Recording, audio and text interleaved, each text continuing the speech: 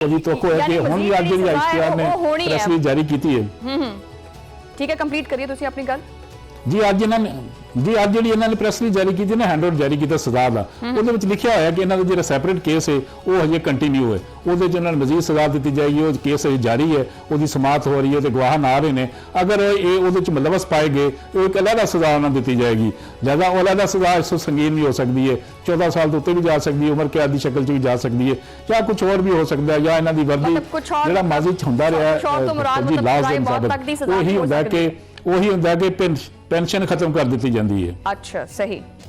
अच्छा, वैसे ए मैं तुहाडे कोलों सवाल पूछन लगी हाँ कि जनरल फैज हमीद की सजा इदा तो नहीं है कि वो एक मिसाल बनी हुई है पंजाबी दी कि आखना धी नूं लेकिन सुनाना नौ नूं, यानी इहदे नाल नाल जिहड़े सिविलियंस ने, देखो जाहिर गल है कि सिर्फ एक ही फर्द किसी दे नाल नहीं जुड़िया होया सी, उस फर्द दे नाल मजीद अफराद भी जुड़े हुए सी, बाकियां नूं भी कन्न हो गए है कि भी तुसीं भी होशियार रहो, सब फड़े जाणगे।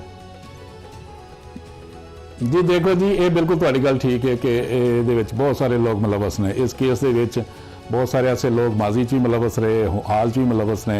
लिहाजा ये केस जो सब के वास्ते एक तुम समझ लो कि खुली अखां दे नाल देखना चाहिए कि फौज ने अपना एहतसाब का अमल शुरू किया है। फील्ड मार्शल ने ऐलान किया कि असीं अपनी फौज के अंदर एहतसाब करांगे, चाहे वह साबक हो या हाजिर सर्विस हो।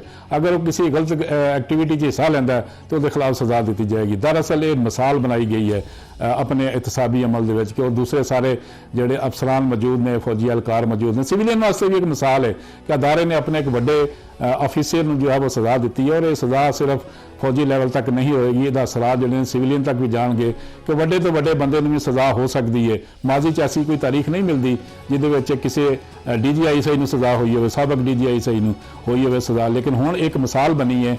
लिहाजा इस सब वास्ते पंजाबी च कहंदे ने कन्न हो जाने चाहिए ने कि फौज के अंदर भी और सिविलियन के अंदर भी दोनों तरफ ये बिल्कुल वाज़े क्लीयर बाकियां भी कान हो गया। अच्छा, ये जिहड़ी मिसाल है क्लीयर है कि उन्हें सब नूं जिहड़ा अलर्ट होना चाहिए कि सिविलियन भी सजा मिल सकती है, फौजियां ने मिल सकती है।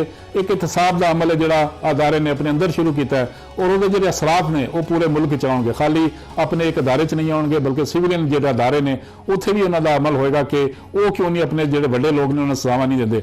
वड्डे लोगों को हथ पाउण दा एक मौका जो है, एक तारीख जो नई शुरू हुई है कि वड्डे लोग भी एहतसाब के अमल च आउणगे, कानून की गिरफ्त च आउणगे।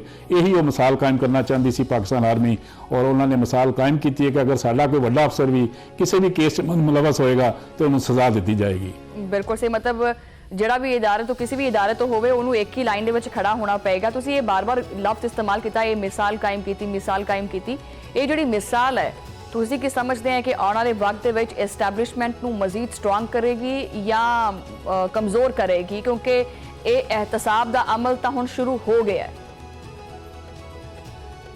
देखो जी, कोई भी बंदा मुखालफ नहीं है, कोई बंदा किसी चीज़ का मुखालफ नहीं। अगर किसी बड़े बंदे नूं सजा होंदी है ना, तो ना सिविलियन लोग जोड़े ने मुखालफत करते हैं, तो ना अदारे दे या फौज के कोई अदारे दे मुदाखलत करते हैं। हुण वो जमाना चला गया है, माजी विच लोग बहुत सारी चीज़ां खुफिया होंदियां सन, हुण वो जमाना चला गया है, मॉडर्न जमाना आ गया, दुनिया इतनी तेज़ हो गई है, AI का दौर आ गया, हर बंदे ने पता कौन की कर रहा है। लिहाजा कोई चीज़ किसी को छुपी हुई नहीं है, हर चीज़ ओपन है। अगर किसी को सजा होती है तो सब लोगों को पता चल जाता है कि क्यों सजा दी गई है।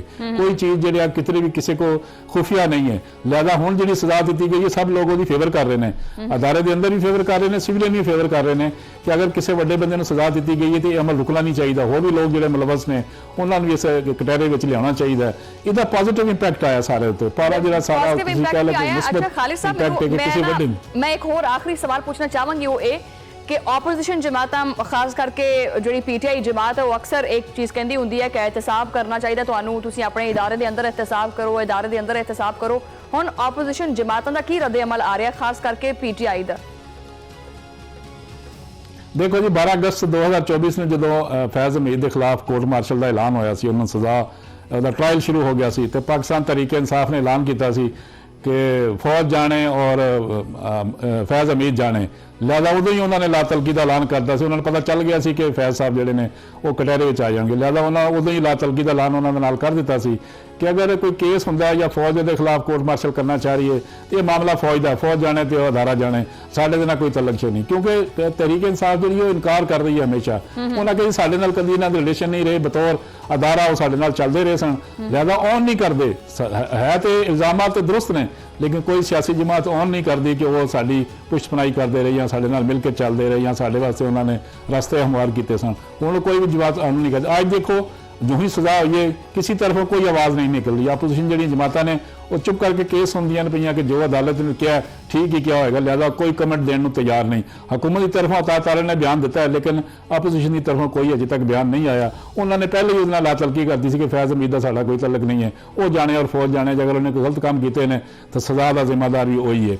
लिहाजा सियासी जमातां तो इस तरह ही करदियां ने, जो किसी बंदे नूं सज़ा होंदी है वो बिल्कुल ला तलक हो जांदियां ने।